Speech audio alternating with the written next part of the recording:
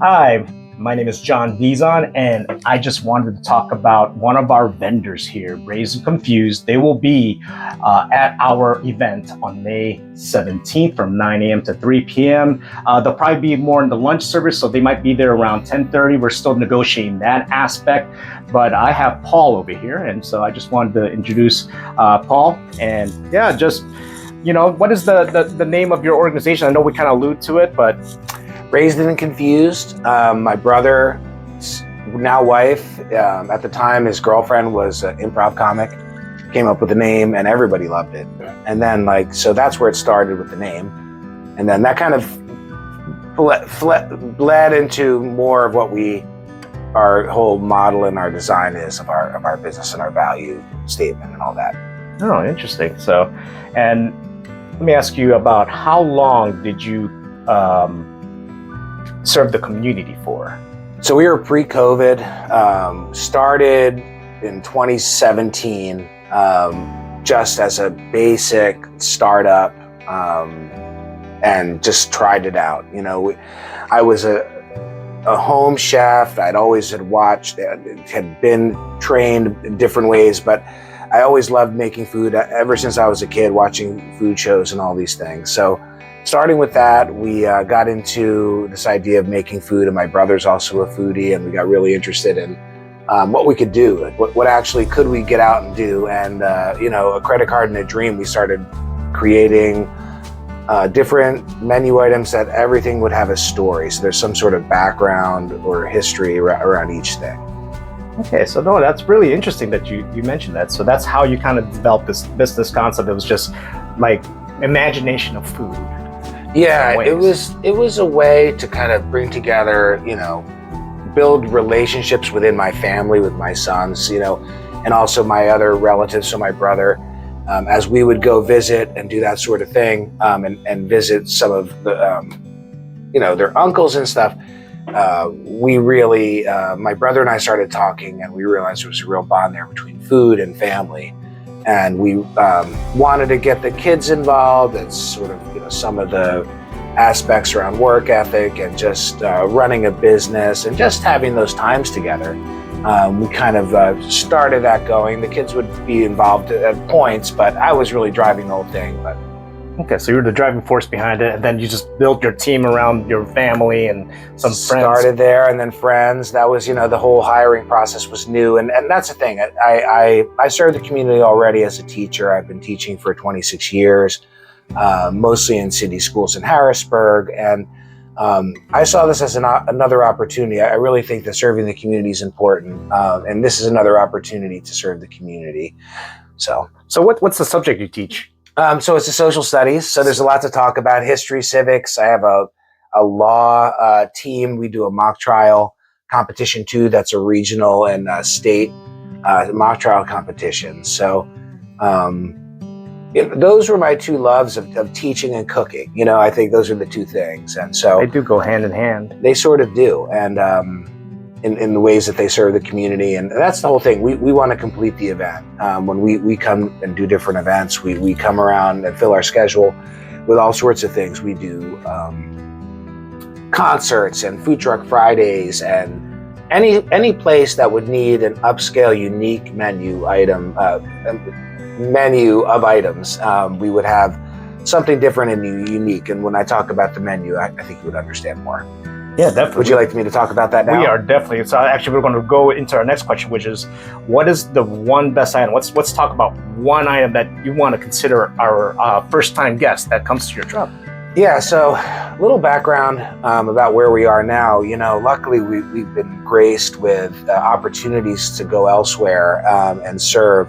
And I mention that because I was invited to an entrepreneurship class at York College last year where I met with other entrepreneurs.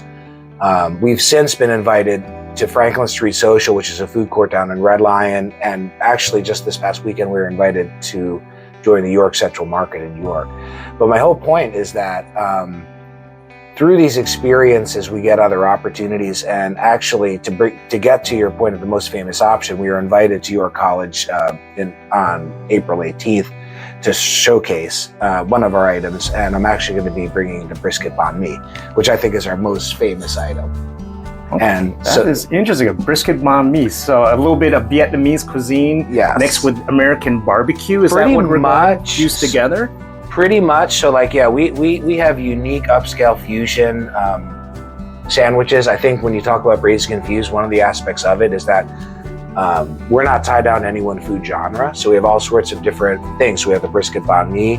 We also have, pernil, and we have something there. So something on the more Latino side. And then we have some other things, but any genres on the table. I'm half Italian, so we're thinking about introducing a new Italian sandwich, but it can be any given genre fused together. So I'm starting to understand now the name as we keep having the dialogue. So confused is actually your way of saying fusion, and then braised is a cooking method. Actually, the way you explain it is perfect. That's basically it. Everything is braised. So whether it be a vegetarian option or pork or beef or something else, everything is slowly roasted. And that's a process of tender, like meats like that. Like it's not exactly barbecue. We have a unique method, but in that regard, it's a tender, that type of meat where it's tender meats like that. So it's slow cooked and tender. That's the focus. Now we understand what the menu and the concepts that come out of it, and at the same time you get to explore different cuisines. So he mentioned pernil, which is a Puerto Rican cuisine, Caribbean type of food. So it's pulled pork, and then brisket. So it's not necessarily an American barbecue style, but it's braised. So that's okay. So now it's just coming together. There you go. Like the story comes together. Everything comes together. My brother and I were just talking, a lot of the inspiration actually comes from New York. So for example, we would visit, part of the formation of Braised and Confused is visiting places in New York. He took me to a really good banh mi spot, places that may pop up on New York Times, or just good buzz places that help us understand sort of what's out there. Not your typical sit down, white table, candle type setup. More of the places we were going to were modern, cutting edge places where more small plates and inspired by some of those things. My brother was just at a restaurant recently that I like to go to for New Year's in New York called Piggyback. And he actually went there and had this amazing mango salad. And we were just speaking recently and he's like, I want to take that mango salad. I had this other curry chicken that I want to kind of mess, and then this meat crab that we have from this Thai place, and try to conceptualize different things from different experiences, and some of it can be from family experiences too. So for our chicken thigh sandwich that we do, my mom used to make rosemary chicken with rice and spinach, and it was kind of just the rosemary chicken, very good the way she made it in a cast iron pan, just basic rice, with maybe some butter, and then like some spinach, maybe with a little oil and garlic. And I'm like, how can I take that idea and move it into Braised and Confused? So I took the chicken and we did that rosemary style. I have the rice, which actually has a Hawaii seasoning, which is means spice in Arabic. It's a Middle Eastern seasoning, and added that to the rice, pickled the spinach, added pickled onions, and then we always top our sandwiches with a sauce. So this one is a mayo comprised of lemon, garlic, and olive oil, and rosemary. So kind of an aioli type of. Yeah, so it's like that aioli. So there's some common trends to everything we do. There's always a veg component. There's always an herb component. There's always a sauce. That's either a mayonnaise or some sort of sauce like that. It could be a sour cream sort of thing. So there's sort of a model to what we do. And also everything is actually served as a smaller portion in corn tortilla. So we actually serve sort of a loaded taco or 2 smaller single shell corn tortilla that we serve as well. So if people want a smaller portion of what, and then sample a few different ones, that sort of thing. Wow, do that. That's incredible. Wow, it sounds like you're going to have, if you want to explore different culture and cuisines, your spot is it. It is. Fusion is a growth area, and I love a lot of fusion places. So, for example, there's a place in Philly called Liberty Grounds that has actually miniature golf, but the food is like bar food, but Indian inspired. So they had this really good like lamb cheesesteak with this Indian sauce, and it was So that sort of thing, when you can mix different genres of food together that work well, like I said, that sandwich my brother wanted to do with the mango salad, that was sort of different than the chicken, which was different. It's kind of, he's pulling from a few different ideas, and I'm coming up with another one that I was thinking of making, where it's actually like, my grandmother used to take, Italian grandmother used to take chicken or a piece of like an end roast and put it in the tomato sauce and get that really tender and falling apart. Okay. And so I was conceptualizing that. We're working on that, like adding that, what can go into that, and different things we're adding onto that, and different ideas we had, putting those parts together, starting with that base. I wanted to do like a Parmesan garlic mayo, and garlic mayo sounds weird on that sort of sandwich, but as a kid, I used to like to take like butter on bread and dip it in tomato sauce, and I feel like that would recreate that. Maybe a romaine, and then like some Italian parsley as the herb. So always trying to conceptualize the herb, the greens that go with it, the tender meat, and making that all come together on the right roll. So that sounds delicious. I wish I could taste one. I'm definitely going to be. I should have brought you some. Yeah, I'll have to get you some at our next event. I'll put some aside for you. I can always film another video with us together doing some little tastings. Sure, but I'm definitely going to go and taste your food when I'm there at the event on May 17th. But I also wanted to mention that, how many places have you already booked now? You're like on a tour. Yeah, we have. Gosh, I just put out our list for this year. It's probably around 30, but we're looking to do more. We're still adding events, and I just had put out a list of things. We're adding some Lancaster beer garden events, so we're just waiting on the events for. There's another concert. Yeah, there's some other events we're looking to add. I just haven't finalized them yet. And I want to get that. We're Department of Ag certified and ServSafe certified. My commissary kitchen is near where I live, so I get them the dates. So I want to start getting a draft down, but we're going to add more dates to that. Okay, so a lot more days. So currently you have 30, but you're going to grow that probably over the summer. Yeah, to 40 or 50, and bringing on more people to facilitate that. And you're probably off during the summer. You're not doing a summer school program, so you should be more open this summer. That's the reason why you're capturing more opportunities to do these events, correct? Yes, we do more during the summer. We do manage spring and fall events as well. Due to our staff, I have other people that help, where I'm the main person that kind of is the point. And then I have another guy that's actually one of my former students, and was one of my mock trial lawyers. And we ended up meeting up around COVID. He was kind of trying to figure out next steps.